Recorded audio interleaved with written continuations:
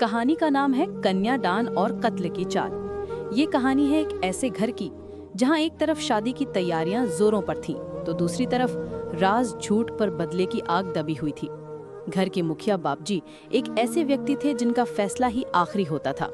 उनके शब्द कानून थे, उनकी मर्यादा उनकी जान थी। कहानी शुरू होती है।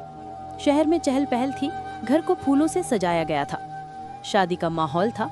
काजल नाम की एक खूबसूरत, तेज और समझदार लड़की अपने कमरे में किसी से फोन पर बात कर रही थी।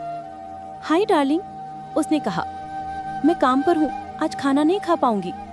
तभी उसके भाई सत्या कमरे में आ जाता है। सत्या सख्त स्वभाव का था। उसे परिवार की इज्जत की फिक्र हर वक्त रहती थी। इसी बीच एक और किरदार प्रवेश करता है, सीपी। ये लड़का थोड़ा अजीब था। बातों बातों में पागल लगता था, लेकिन उसकी नजरों में कुछ था, जैसे वो सब कुछ जानता हो लेकिन कोई नहीं मानता। वो आते ही कहता है, मुझे यहाँ तोते की तरह कैद कर रखा है। लोग उसकी बातों पर हंसते हैं, लेकिन उसकी नजरें एक कलश पर टिक जाती हैं। वो सूंघता है और कहता है, इसमें राख नहीं, डिओड्रेंट की खुशबू है। ये मजाक सा लगा, लेकिन काजल का चेहरा उतर गया। असल में वो कलश उसके पुराने प्रेमी की अस्थियों का प्रतीक था। वो लड़का जो कभी उसका सब कुछ था, आज सिर्फ धुआं बनकर इस घर में मौजूद था। और जिसने उसे मारा था वो कोई और नहीं, उसका अपना भाई सत्या था। सत्या को जब पता चला कि उसकी बहन का प्रेम संबंध चल रहा है, उसने उस लड़के को खत्म कर दिया। बापजी को बताया कि उसने उनके दुश्मन का सफाया किया है और इनाम में उसे सोने की चेन मिली। लेकिन सच छुपा रहा। राज गहराते हैं। इस घर में एक और सच छिपा था। काजल की बहन नीतू प्रेग्नेंट थी, बिना शादी के। जब ये बात सत्या को पता चली तो जैसे उसके अंदर की आग भड़क उठी। उसने नीतू को पीटने की धमकी दी, बापजी को सब कुछ बताने की बात कही। लेकिन तभी वेंकी, घर का शांत शरीफ सा लड़का, आगे आया। उसने कहा कि मैं नीतू से शादी करूंगा। सब दंग रह गए। वेंकी ने कहानी बनाई, हम दोनों प्यार करते हैं। मैं उसे मंडप से भगाना चाहता था ताकि इज्जत बच सके। पर एक और राज छुपा था, भरत का सच। नीतू की शादी जिस लड़के से तय हुई थी, उसका नाम था भरत। भरत दिखने में शरीफ, बोलने में मीठा और हर किसी को प्रभावित करने वाला था। लेकिन उसकी हकीकत सीपी ने पकड़ी। उसने सबूत इकट्ठे किए और वेंकी को बताया, भरत असल में केशव रेड्डी का बेटा है। केशव रेड्डी बापजी का जानी दुश्मन। अब सीपी, वेंकी या काजल को सब कुछ समझ आने लगा। भरत ने नीतू से शादी सिर्फ इसलिए तय की थी ताकि शादी वाले दिन अपने पिता के प्लान के तहत बापजी को खत्म कर सके और फिर पूरे शहर पर अपना कब्जा जमा सके।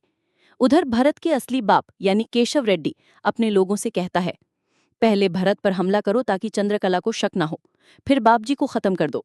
शादी के नाम पर साजिश। शादी के लिए जगह तय होती है, श्री सैलम मंदिर। सब लोग वहीं जाते हैं, लेकिन वेंकी, काजल और सत्य पहले ही सब जान चुके होते हैं। वो भरत को रोकने के लिए निकल पड़ते हैं। जंगल में पीछा होता है, गाड़ियों की रफ्तार बढ़ती है और एक भयंकर क्लाइमैक्स शुरू होता है। एक जगह सीपी कहता है, सर, यहाँ कोई अचानक हम पर हमला करेगा। और सच में कुछ ही मिनटों में गोलियों की आवाज गूंजने लगती है। वेंकी, सत्य और काजल एक एक करके भरत के आदमियों को खत्म करते हैं। आखिर में वेंकी भरत को पकड़ लेता है। सच सामने आता है, बापजी सामने होते हैं।